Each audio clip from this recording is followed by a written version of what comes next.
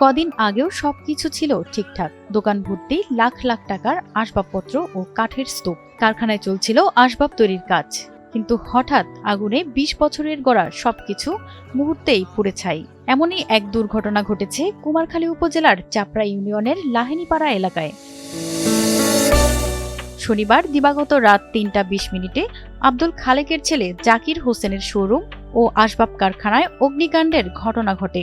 এতে কাঠ, তৈরি আসবাবপত্র ও যন্ত্রপাতি সহ প্রায় ৫০ লাখ টাকার সম্পদ পুড়ে যায়। কারখানার যে যন্ত্রপাতি এবং ফার্নিচার এবং কাঠ সহ আনুমানিক আমার লাখ ৫০ টাকার মনে করেন যে মালামাল আর কি করছে। এটা কিভাবে হয়েছে এটা বলতে পারিনি। আমার ফোন আসলো, ওখানে স্থানীয় একজন পাশে ছিল, সে ফোন দিল যে তোর দোকানের ভিতর আগুন জ্বলছে। এই শুনে আসি দেখি যে পুরা দোকানটায় মনে করেন যে আগুন হয়ে গেছে।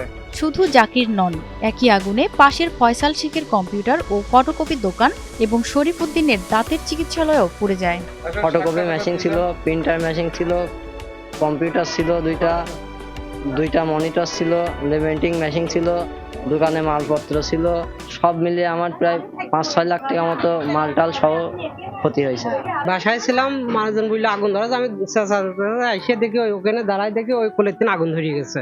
স্থানীয়রা জানান, রাত ৩:৩০টার দিকে দোকানগুলোতে দাউ দাউ করে আগুন জ্বলতে দেখে খবর দেওয়া হয় ফায়ার সার্ভিসে। প্রায় ১ ঘন্টার চেষ্টায় আগুন নিয়ন্ত্রণে আনলেও ততক্ষণে সবকিছু পুড়ে শেষ। প্রচন্ড আগুন, এলাকাবাসী সবাই এখানে ছিল, কিন্তু আগুন নিয়ন্ত্রণ করার মতন কোনো পরিবেশ ছিল না। তো যাক, ফায়ার সার্ভিসকে আমরা খবর দিই। ফায়ার সার্ভিস, আমাদের দুঃখজনক ব্যাপার, আমাদের কুমারখালী টিমটা আসতে প্রায় আমাদের যখন ফোন দিই প্রায় ১.৫ ঘন্টা পর আমাদের ফায়ার সার্ভিস স্টেশন এখানে এসে পৌঁছায়। আর যদি ফায়ার স্টেশন যদি আমাদের এখানে আসতো, হয়তো আমাদের এত বড় ধরনের কোনো ক্ষয়ক্ষতি হতো না। আগুন এতটাই দ্রুত অগ্রসর হচ্ছে, এটা আমাদের বালু দিয়ে নিবানোর ক্ষমতা নেই। তখন ত্রিপল লাইনে ফোন দেওয়ার পরে আপনার ১ ঘন্টা পর ফায়ার সার্ভিস আসে। যদি ফায়ার সার্ভিস একটু আগে আসতো, আমাদের আগুন হয়তো ক্ষতির পরিমাণ নিয়ন্ত্রণ করা যেত। আমার অনেক ফার্নিচার ছিল, খাট, ড্রেসিং টেবিল দিয়ে, যা আজকাল এর ভিতরে ডেলিভারি হওয়ার কথা ছিল, কিন্তু এগুলো অনেক ভালো ভালো কাঠ আমার বাড়ির গাছ কাটি কেটে দিচ্ছিলাম। ফায়ার সার্ভিসের দেরিতে আসা নিয়ে ক্যামেরার সামনে কথা বলতে চাননি স্টেশন লিডার আলী হোসেন। তবে উপজেলা নির্বাহী কর্মকর্তা জানান, লিখিত আবেদন করলে নিয়ম অনুযায়ী সরকারি সহায়তা দেয়া হবে। অগ্নিকাণ্ডে ক্ষতিগ্রস্ত পরিবারদের জন্য আমাদের সহানুভূতি